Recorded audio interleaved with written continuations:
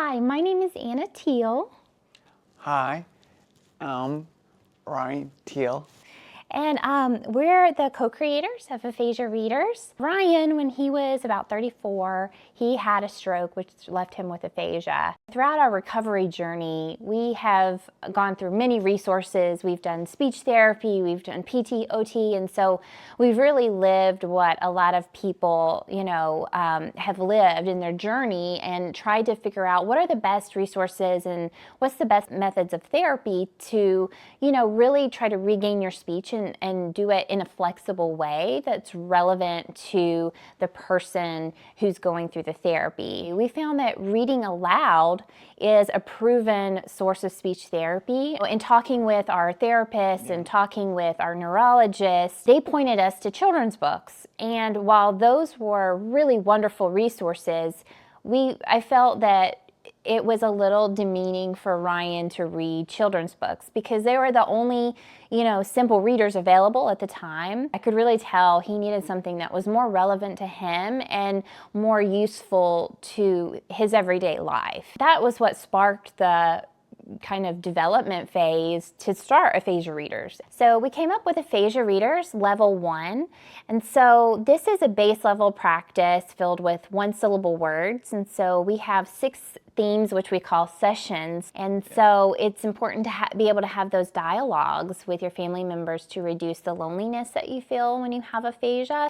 We also have Ryan's pointing out the spiral bound structure. We try to be really thoughtful in the development of it because we know that a lot of people who have aphasia may have had a stroke, which may have left them with a weaker side, which makes it difficult to handle perfect bound books. So we thought a spiral bound is really easy so it can lay flat and it's just easy to maneuver. One of the other things that we thought was really important for people with aphasia is visual support. So as you can see, there's icons above certain words that really help you if you get stuck. So if you get to a word and you can't quite get it out, that acts as a cue to kind of help you get that word out and to practice that sentence appropriately. When we designed this and we worked with our illustrator, we wanted to make sure we created really calming, soothing colors and nothing too vibrant to be sensitive to those with brain injuries. The beauty of this is it's scalable. We have mini sessions that are about 8 pages long, and so if you're having a good day,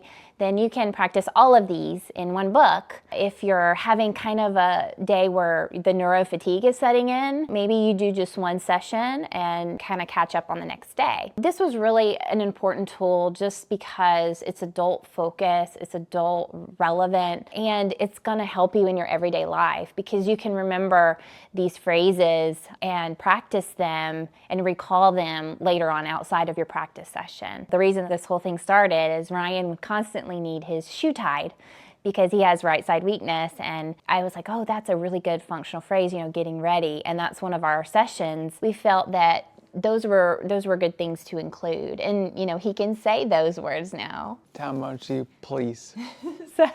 So tie my shoe, please. So he, that has been such a wonderful way to get him to say sentences and to really, keep all of your practice top of mind and integrate it into your everyday life. In addition to functional phrases in the sessions, at the end of each practice session, we've included customizable pages. So for example, practice your coffee order to make it more relevant to you and customize it so you can practice something and to be more independent. And then we also included pages that are really descriptive that you can write to help with your writing practice so you can describe what you see. We tried to make it really cute and sometimes incorporate humor when we could. So this is at the end of our pet session, you can see the dog and cat have made a mess in the kitchen, and so it's some funny things to write about. So we'll have level 1, and then level 2 will be an intermediate practice. Level 3 will be more advanced, so it'll be more 3-syllable words, longer sentences, but still functional phrases that relate to your everyday life.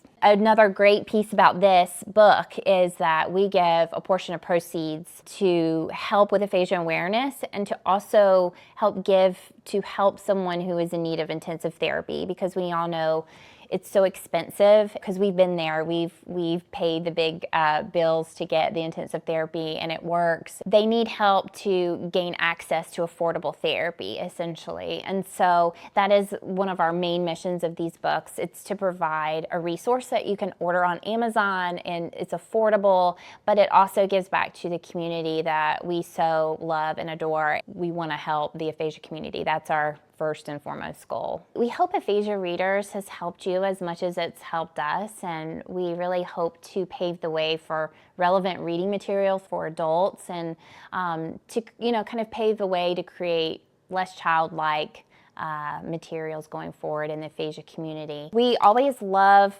feedback. So if you have any feedback on any of the Aphasia Readers books, please email us at info@aphasiareaders.com. Feel free to follow us on social media for the latest news from us and the people that we're working with and supporting. And please feel free to reach out.